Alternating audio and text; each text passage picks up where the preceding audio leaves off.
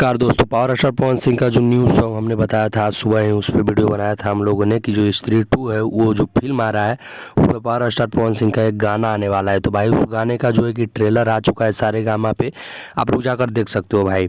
और यह गाना में मतलब पवन सिंह का गाना है और बहुत ही तगड़े लेवल पर यह गाना है, क्योंकि भाई जो मूवी है स्त्री 2 वो ही बहुत बड़ी है, तो समझिए गाना भी उसका बड़ा ही होगा। बाकी अभी तो व्यू आया है तो थोड़ा सा कम ही मतलब व्यू है, अभी गाना आया है तो मतलब देखते हैं कल तक उस ट्रेलर पे कितना व्यू जाता है। और गाने पर तो भाई एकदम गारंटी है कि उस गाने पर मिलियन ऑफ व्यू होने ही वाले हैं, और कितना मिलियन जाएगा कि ये नहीं भलूक बता सकते हैं।